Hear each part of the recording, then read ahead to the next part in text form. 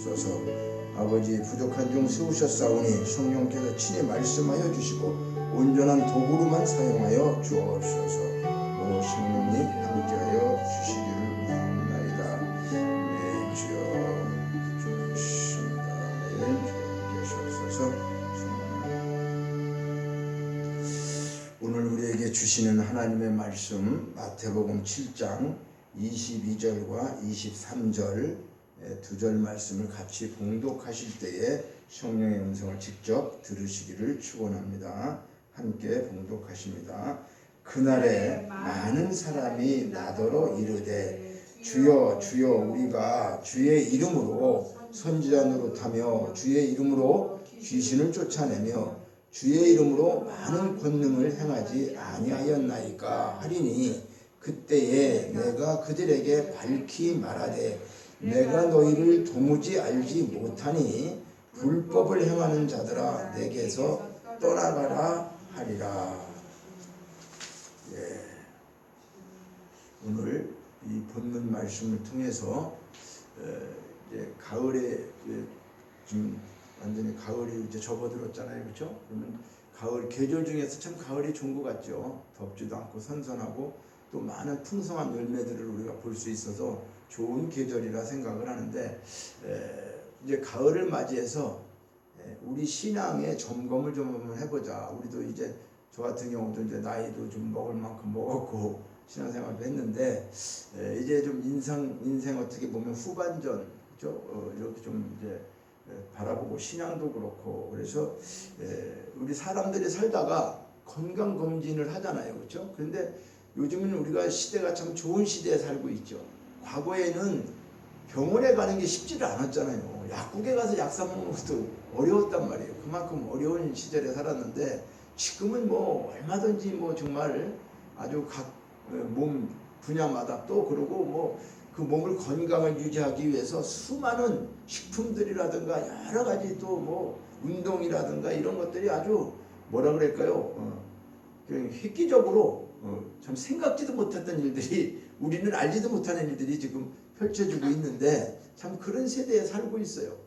그런데 그들이 건강 검진을 우리가 병원에서 이렇게 나라에서도 이렇게 의무적으로 또 어떻게 하게 하시니까 얼마나 감사해요, 그렇죠? 그런데 이제 그런 건강 검진을 하는 것은 큰 만약에 중병 같은 것을 우리가 알 수 없잖아요, 그렇죠? 그런데 평상시는 건강한 것 같았는데 이렇게 검사해 보니까 간이 좀 이상 있는 것 같다, 위가 이상 있는 것 같다. 이랬을 때 전문적인 병원에 가서 다시 한번 검사를 해보세요. 이런 것들을 통해서 이제 그걸 또 깨닫게 되고 또 아직까지 건강한데 어떤 부분이 좀 뭐 예를 들어서 혈액순환이 잘 안 되는 것 같습니다. 뭐 이런 여러 가지의 그 어떤 그 건강에 대한 상태를 우리가 자기 몸에 대한 것을 알고 그것을 좀 대처하면은 또 건강하게 살 수 있는 거죠. 그런데 전혀 몰라서 정말 그냥 고칠 수 있는 것인데도 그걸 모르고 그냥 오래도록 있어가지고 온전히 몸이 망가지는. 참 우리 그 교회 나왔던 권사님, 그렇죠? 당뇨인지를 전혀 몰랐다는 거예요. 기도만 했대. 몇십 년. 근데 쓰러졌어. 병원에 가서 보니까 당이 막 500 이렇게 600 넘어갔어요. 자기는 그걸 전혀 몰랐다는 거예요. 그 검사하면서 그걸 한 번도 했더라도 당이 높습니다. 그래도 그냥 기도하면 될 거다 이런 생각을 하고 살으신 거죠. 그러니까 직분에 와갖고는 어떻게 투석을 하고 사셔야 돼요. 너무 망가져갖고 안 되니까. 그래서 그건 사실 아무것도 아닌데, 물론 당뇨가 나쁜 건 아무것도 아닌 건 아니죠. 그러나 미리 그걸 알고 관리를 했다고 한다면 그렇게까지 몸이 막 갑자기 망가져서 투석을 하면서까지는 아니지 않을까. 그거 하나로 인해서. 그런데 이제 그런 것들이 또 합병증을 유발하게 되고 이렇게 되는 것을 봅니다. 그래서 오늘 본문 말씀을 통해서 제목은 최후의 심판이라고 하는 것을 생각해보자 라고 하는 건데 중요한 것은 신앙의 건강검진을 이제 올 10월 달에 오늘이 이제 9월 마지막 주 아닙니까? 그래서 10월 초부터 제목은 지금 최후의 심판을 늘 생각하면서 우리가 건강검진을 하는 것처럼 신앙의 건강검진을 우리가 뭘로 하겠어요? 의사한테 가면 알 수 있을까요? 아니요. 하나님 앞에 와서 말씀으로 우리를 돌아보는 거죠. 깨달아보고 내가 어떤 신앙에서 잘못되었는가를 보는 거죠. 그래서 여기 그날에 그날이 무슨 날일까요? 여기 22절에 그날에 많은 사람들이 나더러. 그날이라고 하는 것은 심판의 날을 말합니다. 그런데 심판받을 때 몇 사람이라고 얘기하는 거죠? 여기 보니까 그날에 많은 사람이라고 그랬잖아요. 그죠? 한두 사람이 아니라는 거예요. 적은 사람이 아니라는 거예요. 그러니까 어쩌다 한두 사람이 아니라 많은 사람이 심판을 했는데, 자 여기 보니까 선지자 노릇했다라고 하는 거예요. 선지자는 구약시대에 하나님의 일을 했던 사람을 선지자라고 하죠. 이제 이것을 오늘 신약시대에 와보면 이제 어떻게 보면 목사라 할 수 있어요.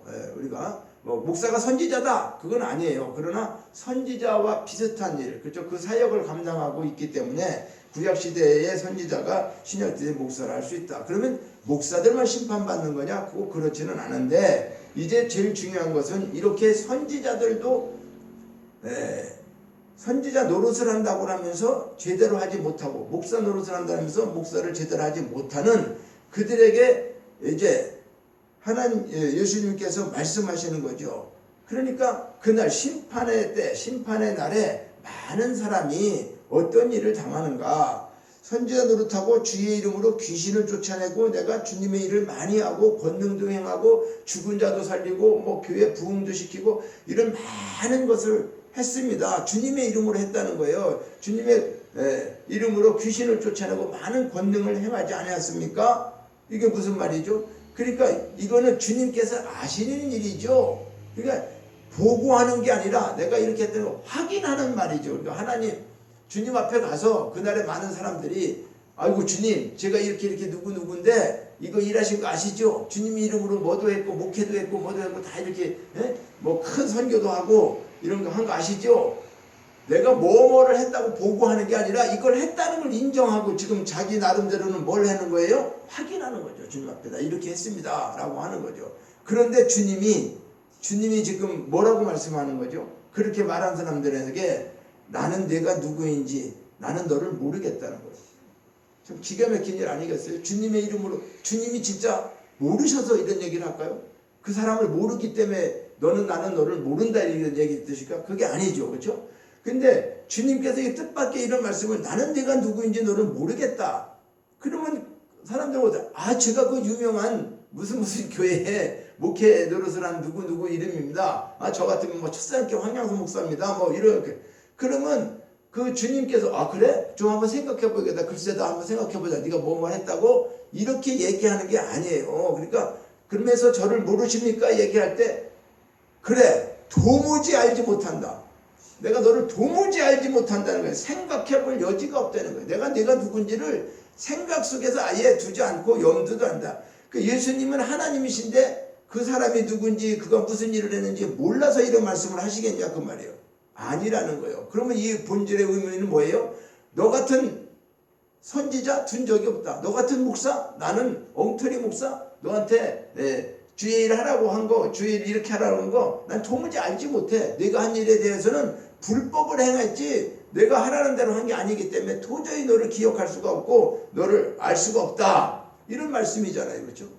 그러면 여기에 나오는 말씀을 비추어서 우리가 볼 때 참 우리는 안심해도 되겠는가? 심각한 문제 아니겠어요? 저도 이 말씀을 가슴에 이렇게 말씀을 하면서 묵상할 때 오늘 하나님께서 내가 주님 앞에 섰는데 저 힘들게 그래도 나름대로 뭘 한다고 하고 왔는데요. 한 것도 없으니까 그런 얘기도 못 하겠지. 저야 너무 부족하기 때문에 그런 얘기도 못 드리겠지만은 그래도 그런 어쨌든 하나님이 하라는 대로 저는 나름대로는 했습니다라고 할 때 너는 나름대로 한 게 아니야. 전혀 기억이 없어. 너 누군지도 모르겠어. 이제 이런 마음이 이 마음속에 묵상을 하면서 이 말씀을 증거하게 되는 것은 이제 하나님이 이 말씀을 저에게 주셔서 깨닫게 하시면서 이제 늦지 않았다. 뭘 하라는 거죠? 신앙 건강 검진을 하라는 거죠. 그래서 큰 제목은 신앙 검진을 지금부터 어떻게 해야 되는가를 계속 한 주 한 주마다 말씀드리겠어요. 그래서 오늘은 이제 결론과 같은 신앙 검진을 해야 되는 이유의 결론이 뭘까? 마지막 최후의 심판 앞에서 우리가 하나님 앞에 어떻게 해요? 이런 소리 들으면 안 되는 거 아니겠어요? 주님 앞에 섰을 때 내가 누군지 몰라. 저 누구 집사인데요? 성도인데요? 아니야 난 모르겠다니까. 네가 신앙생활하는 건 난 전혀 기억도 안 나. 뭐 이렇게 너같이 엉터리 신앙을 했는데 내가 알겠냐? 너 같은 엉터리 목사를 내가 알겠냐? 이거 누구라고요? 많은 사람이라고 그랬잖아요. 한두 사람이 아니고 많은 사람. 그러니까 우리는 여기서 자유롭느냐 그거예요. 나는 아니야. 나는 자신 있어. 이렇게 말할 수 있는 사람이 있을까요? 그러니까 나는 잘 믿는다고 생각하고 나는 뭐 주변의 사람들도 저 권사님 정도 되면 저 목사님 정도 되면 참 믿음도 신실하고 좋다고 그렇게 하면서 또 자기가 기도하면 기사와 이적이 나타나고 성공적인 목회를 한 것 같은데 막상 주님 앞에 갔을 때 우리가 야, 너 정말 착하고 충성된 종이야. 내가 작은 일에 충성했는데 내가 내게 더 큰 일을 맡기겠다. 우리 사실 이런 말씀을 드려야 되지 않겠냐 그 말이죠. 우리가 뭐 면류관 받고 안 받고 그게 문제가 아니고 정말 하나님 앞에 갔을 때 너 착하고 충성된 종이야. 너 작은 일에 참 충성했어.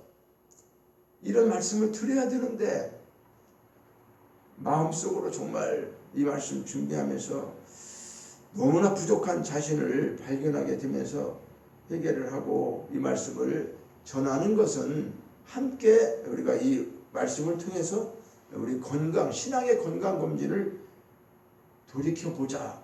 또 지금부터 해보면서 새로워지게 얼마 남지 않는 올 한 해가 또 가기 전에 가을에 결실의 계절에 우리가 잘못된 거 있으면 모든 식물을 보니까 심어놨으면 끝나는 게 아니잖아요. 거기 자꾸 가라지가 이런 그 풀 같은 게 그렇죠. 잡초가 자꾸 자라니까 그걸 가서 관리해주고 뽑아줘야 되고 병이 생기면 병약도 쳐야 되고 참 그러는 거잖아요. 그렇죠? 해보면은 그러니까 우리 영도 우리 영적인 모든 것도 우리가 돌아보고 관리하지 않고 그저 그냥 내버쳐주고 이런 상태로 살아가는 것이 최고로 알고 있다면 이건 마지막 주님 심판대 앞에서 이런 말씀을 들을 수 있지 않겠는가. 그래서 나는 너를 도무지 알지 못한다. 이 불법을 행한 자들아 내게서 떠나가라 하는 이런 선고를 만약에 받게 된다면 이것은 정말 큰일이 아닐 수가 없고 돌이킬 수 없는 절체절명의 순간이 아닐까. 이때는 후회해도 소용없고 그때는 이미 다 늦어버린 거란 말이에요. 될 수가 없는 거예요. 돌이킬 수가 없다는 거죠. 그 앞에 가서는. 그래서 우리가 믿음에 있는가 시험을 확증하라. 이것은 우리가 주님의 심판대 앞에 서기 전에 그렇죠? 내 믿음이 참 믿음인가 건강한 믿음인가 잘못된 믿음인가 이걸 미리 확인해 볼 필요가 있는 거 아니겠냐 그 말이죠. 그래서 천지가 없어질전정 1.1핵도 피하지 아니하는 그 하나님의 말씀으로 신앙 검진을 우리는 받아봐야 된다. 해봐야 된다 스스로. 그러니까 진짜 우리가 아무리 기가 막히게 좋은 말이라도 성경에 없는 것이면 그건 아무것도 아닌 말이죠. 누가 소크라테스가 유명한 말을 하고 누가 뭐 아무리 훌륭한 말을 했어도 성경에 없는 거라면 그건 우리가 그 뭐 대단한 거 아닌 거란 말이에요. 그리고 아무리 깜짝 놀랄 뭐 이적과 기사가 나타나 막 그 뭐 신천지에서 막 뭐 엄청난 대단한 뭐 그런 게 나타난다 어디 산다 그래도 말씀과 맞지 않으면 그건 사탄의 역사예요. 그렇지 않겠습니까? 우리가 그런 걸 보고 현상만 보고 우리가 흔들릴 것이 아니라는 거죠. 그러니까 우리가 아무리 인기가 있고 교회의 부흥이 커지고 뭐가 다 했더라도 성경에 없는 것을 만약에 계속해서 행한다고 한다면 이건 엄청나게 잘못된 일이라는 건 우리는 깨달아야 되는 거죠. 그래서 신앙의 검진을 해야 한다는 말씀은 성경 어디에 있느냐. 고린도후서 13장 5절을 한번 보시겠어요. 제가 먼저 읽어보겠는데요. 고린도후서 13장 5절을 보면 이렇게 말씀하고 있어요. 고린도후서 13장 5절 너희는 믿음 안에 있는가 너희 자신을 시험하고 너희 자신을 확증하라. 예수 그리스도께서 너희 안에 계신 줄을 너희가 알지 못하느냐? 그렇지 않으면 너희는 버림받은 자니라. 자, 신앙 건강검진을 고린도후서 13장 5절로 우리가 대변하면 너희는 믿음 안에 있는가 너희 자신을 시험하고 확증해라고 말이죠. 그러니까 네가 건강한 믿음, 네가 진짜 건강한 사람인가 건강검진 받아봐. 그거하고 마찬가지죠 말씀에. 자, 그러니까 우리가 막연하게 잘 믿고 있다. 나 교회 잘 다니고 있어. 열심히 믿고 있어. 이런 것이 되는 게 아니라 내가 믿는 믿음이 참 믿음인가 잘못된 믿음인가를 어떻게 해요? 시험해 보라는 거잖아요. 그리고 그뿐만 아니라 내 믿음이 주님께서도 인정해 주실 만한 믿음인가? 내가 혼자 잘 믿는다는 무슨 소용이 있어? 남이 잘한다면 무슨? 중요한 건 누구요? 주님이 인정해 줄 수 있는 믿음이냐? 이걸 확실한 증거를 가져야 된다 그거죠. 그러니까 이것이 성경 말씀으로 증명되어야 하는 것인데 믿음의 건강검진을 하라는 말씀이죠. 그런데 믿음을 시험하고 확증해야 할 구체적인 내용이 뭐냐고 그래요. 어떤 믿음을 어떻게 내가 확신하고 확정하고 뭘 말씀하시는 거냐. 자, 여기 정답을 뭐냐고, 정답은 나와 있죠. 자, 예수 그리스도께서 너희 안에 계신 것을 너희가 스스로 알지 못하느냐. 무슨 말이죠? 믿음으로 우리가 시험해야 되는데 믿음 안에 있는 사람은 예수 그리스도께서 너희 안에 계신 줄을 아는 자라는 거잖아요. 그렇죠? 내가 예수를 믿고 교회를 다니는데 내 안에 예수님이 계시는지 예수님을 지금 알지 못한다고 한다면 너희가 그렇지 않으면 너희는 버림받은 자다 이렇게 말하는 거죠. 그러니까 우리의 믿음이 좋다는 것은 뭐 큰 소리로 주여 주여 하고 우리가 기도를 많이 하고 뭐 성경 말씀을 많이 보고 다 좋죠. 그리고 교회가 부흥되고 기적과 이적 이런 것들을 막 행하고 선교 사역도 그것이 나쁘다는 게 아닌데 그것만이 믿음에 우리가 믿음이 좋다라고 얘기할 수 있는 건 아니라는 거예요. 그런 외적인 걸 보고 왜 그럴까요? 예수 없이도 할 수 있어요.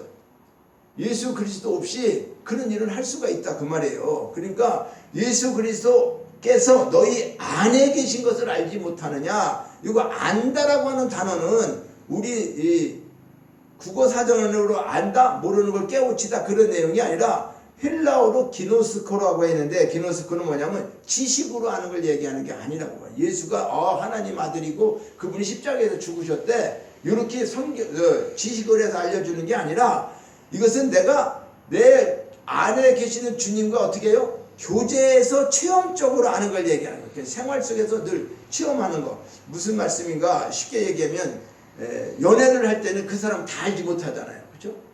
여자하고 남자하고 둘이 연애를 한다 그러면 다 알지는 못해. 물론 뭐 결혼해서 산다고 해서 다 알 수 있을까요? 그건 아닌데 그거보다 더 중요한 거 뭘까? 남자 여자가 결혼하게 되면 어떻게 체험적인 관계를 갖죠. 그렇죠? 그래서 우리는 한 몸이라고도 하고 그러잖아요. 지금 뭐 한 몸이 됩니까? 잘 그렇게 안 되죠. 그렇죠? 생각도 다르고 모든 게 다르기 때문에 어려운데 그래도 이제 이것을 안다라는 건 그거예요. 체험적으로. 여자가 남자를 받아들여서 알게 되는 그 체험을 하는 것이고 그러니까 예수님이 우리 속에 와 계시면 그분과 내가 체험하면서 같이 교제하고 생활 속에서 이루어지는데 이런 일들이 있느냐 그런 거죠.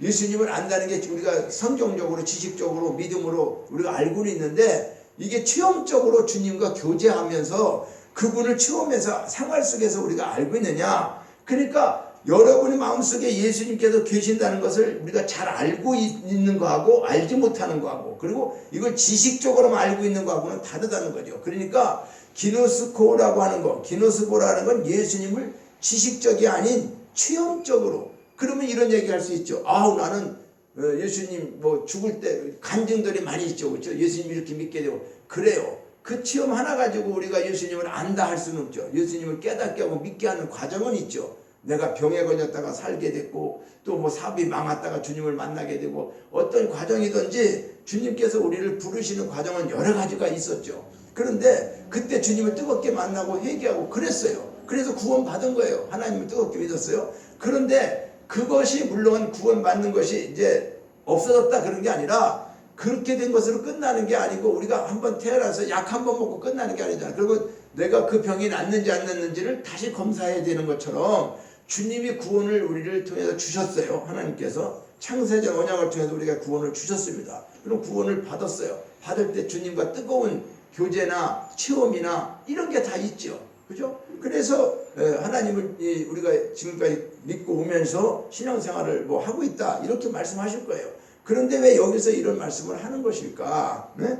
여기서 본문의 말씀은 많은 사람들이 주여 주의 이름으로 내가 뭐하고 했다고 하는데 왜 주님은 모른다고 하시고 또 이것을 신앙 검증을 하기 위해서는 실질적으로는 믿음이 있는가 믿음 안에서 너희 자신을 시험하고 또 예수 그리스도께서 내 안에 계신 줄을 내가 스스로 알지 못한다고 하면 나는 버린 자다. 그래서 이게 안다라고 하는 것은 체험적으로 계속 교제하고 관계하고 그러는 것을 아는 거죠. 그러니까 내가 뭐 누구를 안다 대통령을 안다 그럼 내가 대통령 알죠. 대한민국의 대통령 누구다. 근데 대통령이 나를 또 알아줘야 되잖아요. 그렇죠? 그게 아는 거죠. 나 혼자만 알고 있다고 해서 아는 게 아니에요. 그러니까 주님이 우리 안에 계시면 주님과 늘 교제하니까 어떻게 될까요? 그분이 나를 알고 나도 주님을 알게 되는 거죠. 내가 그리스도 안에, 주님이 내 안에. 그죠? 그래서 갈라디아 2장 20절에서 나오는 말씀이 그런 말씀이죠. 그러니까 예수 그리스도께서 우리 안에 계신다는 것을 스스로 알지 못한다고 한다면 너희는 버려온 자다. 그런 거죠. 그러니까 성경에 예수님을 잘 아는 한 사람의 이야기가 나오는데 사도행전 18장 24절로 28절에 가면요.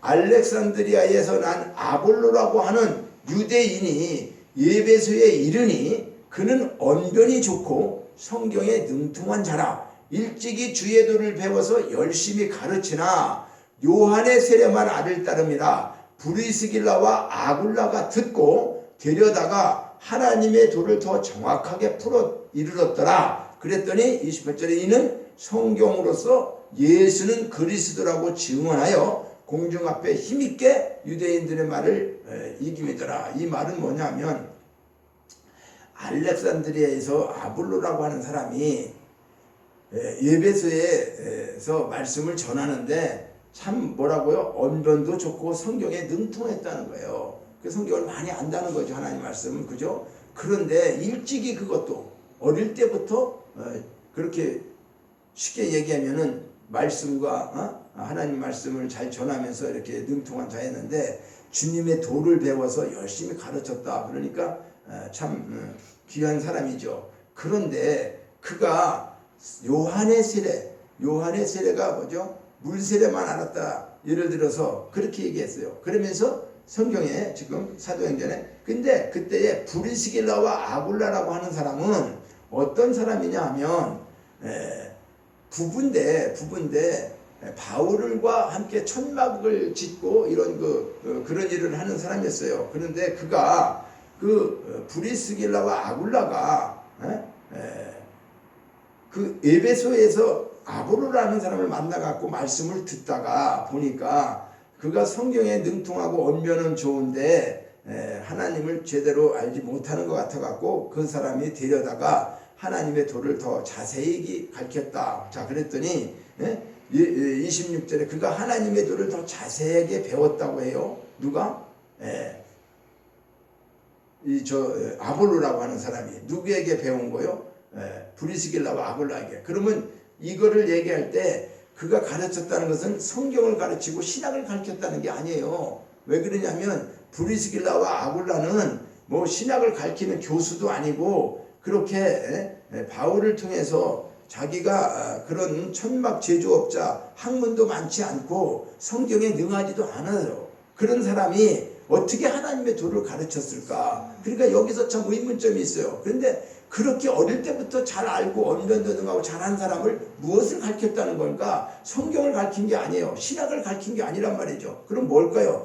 그분은 브리스길라 아굴라는 예수님을 만나고 사도 바울과 함께 있으면서 성령을 체험하고 모든 것들을 깨닫다 보니까 그걸 예수님을 만나는 법, 그렇죠? 예수님과 교제하는 법 이런 것을 모르고 지금 자기 언변이 좋고 성경 말씀을 많이 알아가지고 지금 증거하고 하고 있는 아볼로에게 하나님의 도, 예수님을 만나는 법, 예수님과 교제하는 법 이것은 그렇게 어려운 게 아니죠. 왜 그러냐면 신학을 가르치고 공부를 가르치는 건 어렵지만은 어떤 체험적인 것은 목사님 또 예를 들어 성도님 또 뭐 권사님 이렇게 기도해 보세요. 이럴 때 이렇게 하셔야 하고 하나님 만나는 건 이렇게 만나게 됩니다. 라고 자기가 만난 경험을 얘기하는 것은 어려운 게 아니잖아요. 자기가 체험하고 경험한 거. 그리고 그대로 하는 것도 어렵지 않죠. 그러니까 이것은 뭐 크게 힘드는 그런 것도 아니란 말이죠. 그래서 그 법을 가르쳤더니 아볼로가 완전히 달라졌다는 거죠.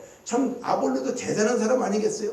아니 지금 신학을 안 하는 만약에 어떤 사람이 와서 자기 성경에 대한 것도 모르고 그저 예수님 만나고 나는 체험이 있다 그래가지고 기도하면 막 성령과 막 내통하고 그런다고 은사가 막 충만하다고 하는 사람이 와갖고 그렇게 얘기하면은 그거를 목사들이 어떻게 받아들이겠어요? 그죠? 저 같은 경우도 그렇죠. 그러니까 이렇게 아볼로가 이제 그것을 받아들인다고 하는 것은 그 사람의 인격도 참 대단한 거죠. 그래서 그것을 깨닫고 자기가 깨닫지 못한 것을 깨닫고 나니까 성경으로서 이제는 예수가 그리스도라고 하는 걸 증거했다라고 하는 말이에요. 그러니까 브리스길라와 아볼라가 뭐 아볼로보다 더 훌륭하다 그런 게 아니라 아볼로는 학문이 많고 성경에 능하였으나 브리스길라와 아볼라가 그렇지 못했어요. 그러나 그 아볼로는 그들에게서 예수님 만나는 법을 배우고 훌륭한 사역자가 되었다는 거죠. 그렇죠? 그러니까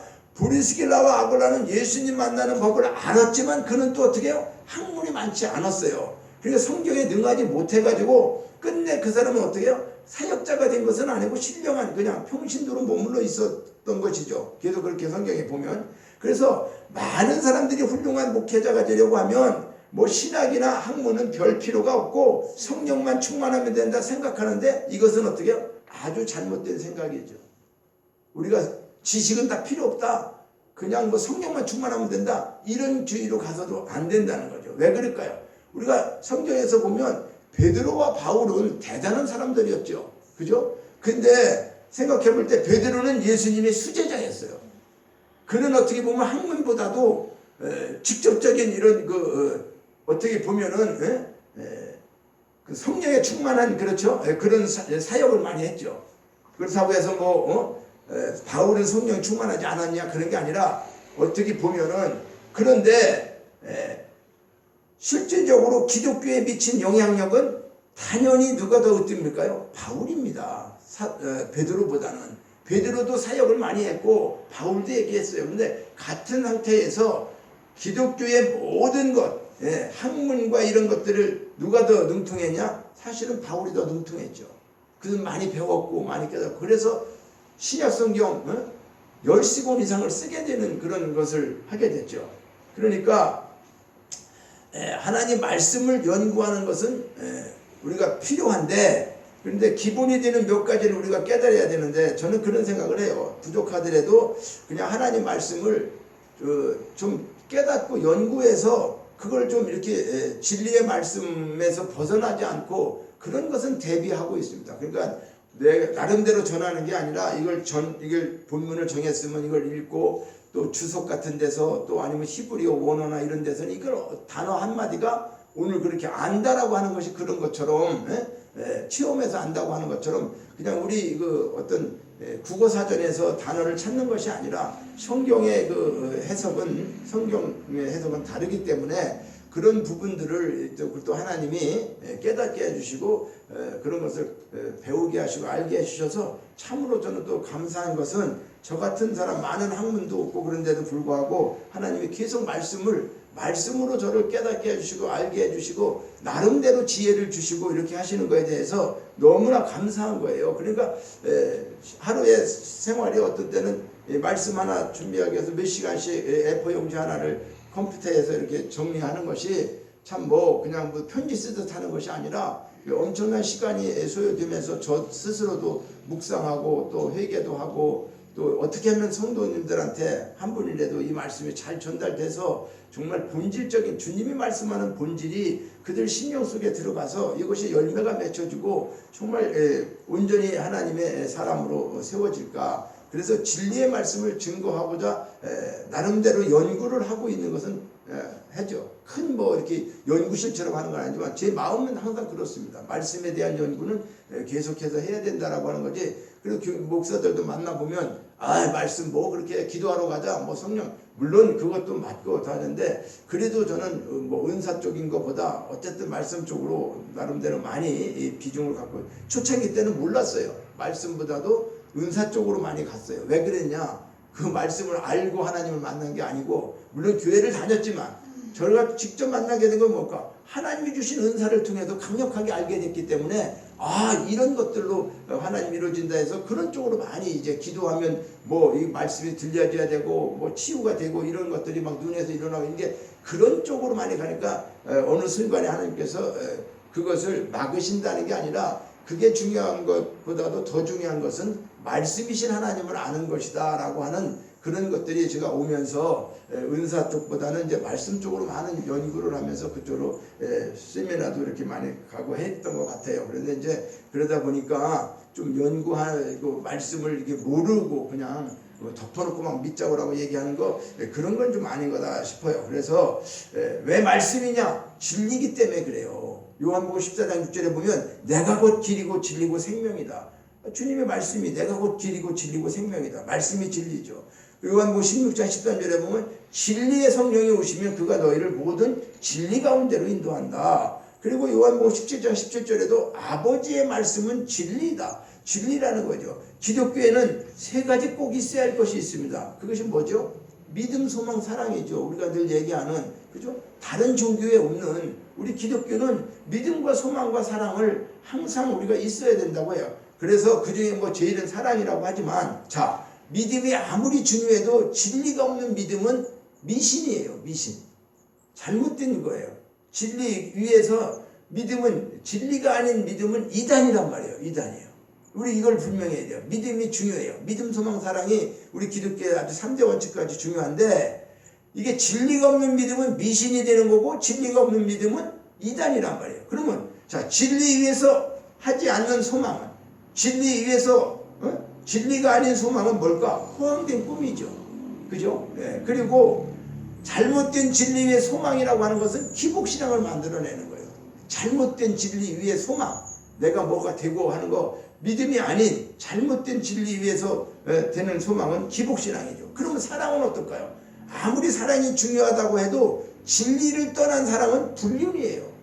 진리에서 원하지 않는 사랑은 사실 불륜과 같다고 그래요. 그러니까 잘못된 진리 위에 그 선 사랑은, 그 사랑은 뭐가 돼요? 독이 되는 거죠. 오히려. 그죠? 잘못된 진리에서 아니 스토커가 뭐예요? 나만 사랑하면 돼요? 내 저 여자 사랑한다고 해서 내가 무슨 행동을 해도 돼요? 그건 독이 되죠. 범죄가 되죠. 똑같은 거죠. 우리가 진리를 모르는 사랑, 불륜이 될 수 있고 독이 되고, 진리를 모르는 소망, 허황된 꿈이고 기복신앙이고, 진리를 모르는 믿음, 진리가 없는 믿음, 미신이고 이단이죠.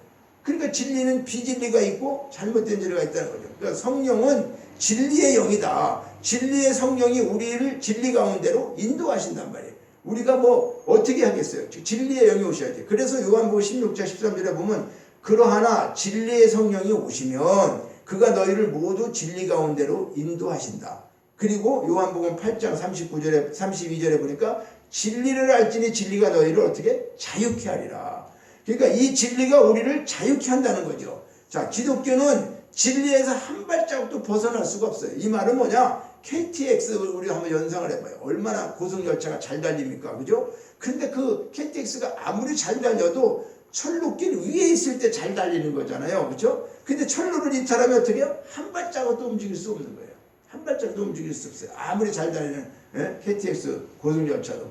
그러니까 진리를 떠난 기독교는 무속신앙에 지나지 않는다는 걸 우리는 알아야 돼요. 무조건 아멘 할렐루야 하라고 강요해서는 안 된다는 거예요. 아멘 하십시오, 할렐루야 하십시오. 이거는 제가 볼 때에 본인 스스로 느끼고 깨달아서 아멘 할렐루야 할 수 있어야 돼요. 근데 무조건 강요해갖고, 옛날 부흥사들이 다 그랬잖아요. 거의 보면 그냥 무조건 믿으라, 무조건 아멘하라 막 이런 거. 그러니까 어떻게 보면 아멘이나 할렐루야 이 중독증에 걸린 경우도 있어요. 실제적으로 어디 가보세요. 막 뭐에 된 사람처럼. 그러니까 쉽게 얘기하면 누구 비양하는 게 아니에요. 어떤 집회 모임 누구라고 해도 만약에 누가 큰 목회를 하고 좀 설교를 하는데 막 진짜 감동이 돼서 하는 게 아니라 그냥 아주 습관적으로 아멘을 하게끔 만들어서 계속해서 아멘 할렐루야 하고, 그리고 막 믿기만 하면 돼, 덮어놓고 믿으라고 하고, 이것은 아니라 성경책을 덮어놓고 믿으면 될까요? 펴놓고 믿어야 되겠죠. 그래서 사도행전 17장 11절에 보면은 이런 말씀이 있어요. 베레아에 있는 사람들은 데살로니가에 있는 사람들보다 더 너그러워서 간절한 마음으로 말씀을 받고 이것이 그런가 하여 날마다 성경을 상고했다. 이 말은 뭐냐면, 제가 말씀을 전해도 그래서 집에 가서 본문을 자꾸 읽어보고 이게 앞뒤로다가 해라고 하는 이유는 뭐냐면, 근데 사람들은 이제 말씀 한번 듣고 그냥 지나치잖아요. 그런데 베레아에 있는 사람들은 데살로니가에 있는 사람들보다 더 이제 신사적이었다. 뭐 이렇게 다른 표현에는 그렇게 해요. 그래서 간절한 마음으로 말씀을 받고 저 말씀을 듣고 난 다음에 진짜 그 말이 그런가 해서 성경을 어떻게 상고했다.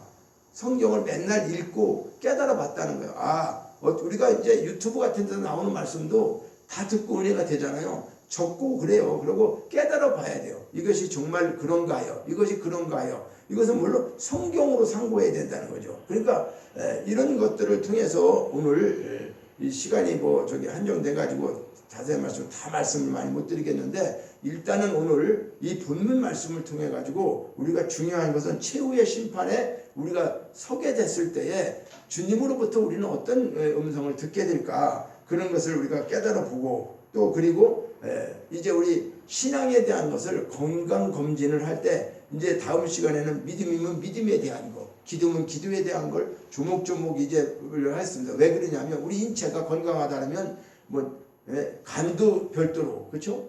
또 외적으로 보이는 이런 육체적인 것도 이렇게 분야별로 우리가 몸을 검진하는 것처럼 신앙 검진도 우리가 한 가지만 해갖고 되는 게 아니잖아요. 그렇죠? 진정한 믿음이 뭐야? 믿음의 본질이 뭔가? 그래서 제일 중요한 것이 믿음이기 때문에 다음 주에는 믿음에 대한 본질이 뭔가? 우리가 진짜 믿는다 하면서 어떤 믿음이 우리가, 왜냐하면 성경에 믿음에 두 가지가 있더라. 하나님이 주시는 믿음이 있고, 누가 주는 믿음이 있어요?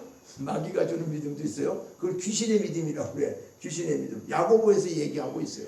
그런데 우리는 하나님이 주시는 믿음을 물론 갖고 있다고 하죠. 나는 귀신의 믿음을 갖고 있지 않다고 해요. 그런데 내 생각으로 믿는 믿음도 귀신의 믿음이다라고 하는 걸 말씀하고 있어요.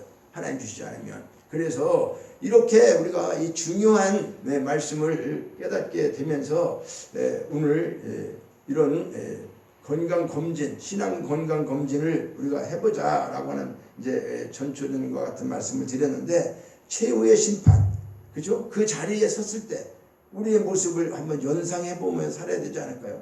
그래서 신앙의 건강검진을 우리가 게을리지 않고 진리의 말씀으로 우리가 무장되어져서 진리의 말씀으로는 검진하고 진리의 말씀으로 무장이 되면, 그래서 우리는 하나님의 군사라고 그랬죠. 그렇죠? 하늘의 군사.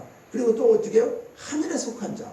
그러니까 우리는 하늘에 속한 자고 하나님의 군사요. 그러니까 끝까지 우리가 승리하는 방법은 진리 안에서 우리가 신앙을 검진하고 늘 어떻게 할까요?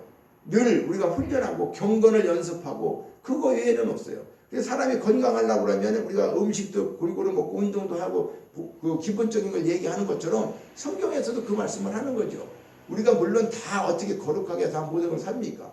우리가 우리 건강을 지킨다고 해서 맨날 좋은 것만 먹고 그렇게 그것만 하다 살 수 있을까요? 그러지 못할 때도 많죠. 운동을 못할 때도 있고 때로는 그래요. 그러나 잊지 말아야 할 것은 그것이 계속 누적되면 안 되는 거잖아요. 그래서 우리는 신앙도 하나님 앞에 한번 구원받고 끝났다?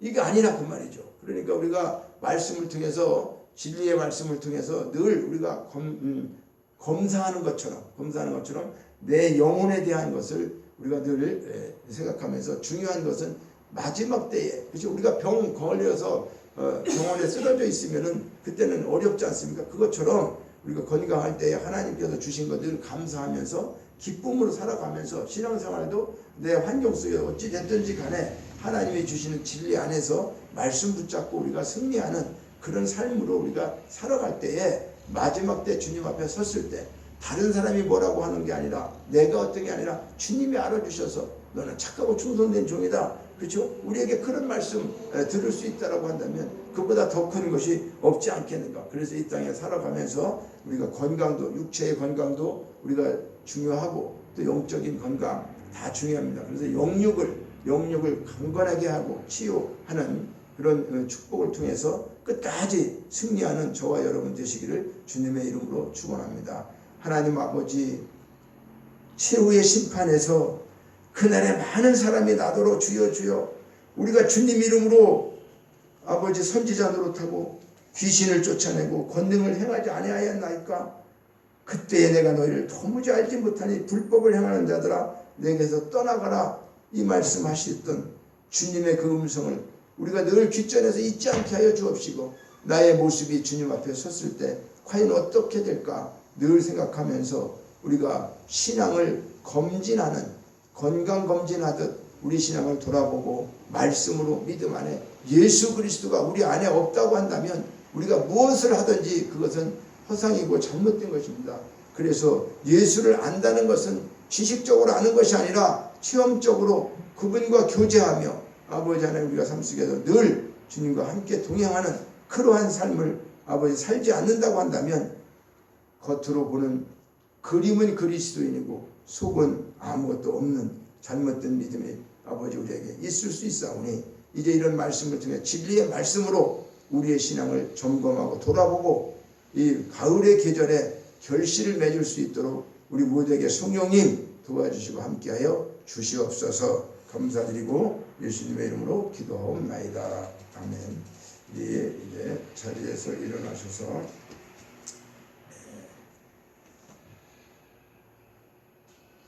헌금 찬양 드리겠습니다.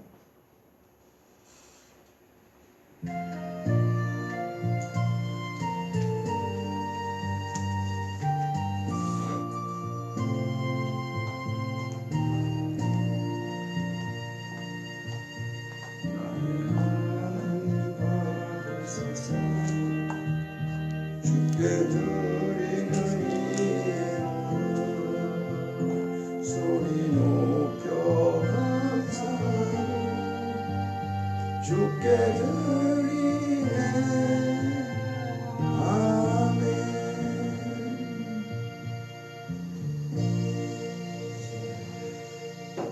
제가 11조 드리고 우리 자녀들 11조 드리고 감사헌금 드리며 또 주정헌금, 주일헌금 이렇게 성도님들 드리셔서 감사합니다. 하나님 아버지 우리들에게 건강을 주시고 또 이렇게 하나님 은혜 가운데 말씀도 들을 수 있도록 모든 여건을 허락해 주신 것 감사합니다. 또 특별히 우리 자녀들 아버지 하나님 이 땅에서 하나님의 축복을 통해서 주님을 섬기는 그 마음속에 하나님 앞에 물질을 드려 11조와 감사헌금을 아버지 앞에 드립니다.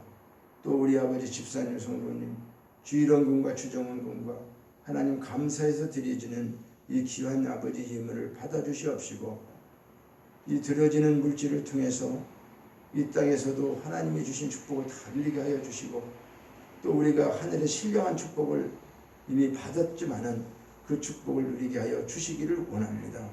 우리의 신앙 건강검진을 돌아볼 수 있도록 주님 역사에 주시옵시고 오늘도 주 앞에 나와서 예배드리는 아버지 귀한 성도들에게 하나님 한량없는 은혜를 더하여 주시옵소서. 이 물질이 사용되는 곳에 하나님의 영광이 드러나게 하여 주옵소서. 감사드리고 예수님의 이름으로 축복하며 기도하옵나이다. 아멘. 우리 이제 이 찬양을 드리고 축도로 예배를 마치겠습니다.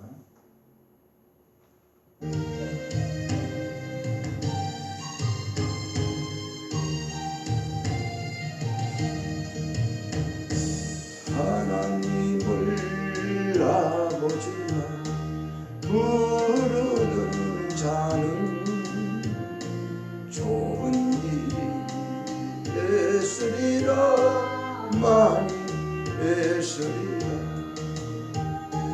우리 서로 뜨겁게 사랑하면은 좋은 일이 있으리라 크게 있으리라. 예수님을 구주라 부르는 자는 좋은 일이 있으리라 많이 있으리라. 우리 서로 뜨겁게 사랑하면은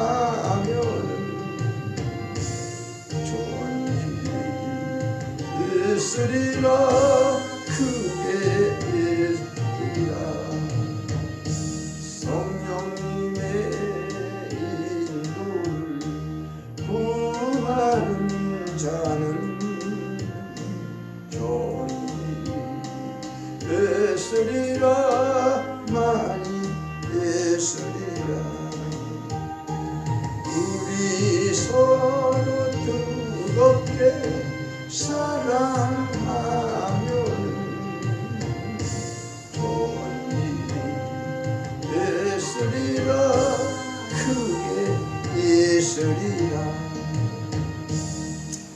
이제는 우리 구주 예수 그리스도의 은혜와 하나님 아버지의 무한 극진하신 사랑하심과 성령의 감동과 마유로 충만케 하시는 역사가 오늘도 주의 전에서 하나님의 말씀을 듣고 우리가 마지막 최후의 심판에 섰을 때 하나님 앞에 잘했다 충성된 종이라 칭찬받을 수 있는 우리 모두가 되기를 소망하며 또 신앙 검진을 통해서 우리 하나님 앞에 합당한 믿음의 사람으로 하늘에 속한 자의 삶을 온전히 살아낼 수 있도록 그 말씀을 붙잡고 돌아가는 저들의 심령대와 저들의 가정과 자녀들과 직장과 사업 위에 또 이 첫사랑 교회 위에 이제로부터 영원토록 함께 계실지어다.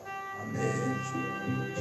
성령으로 충만 주시옵소서.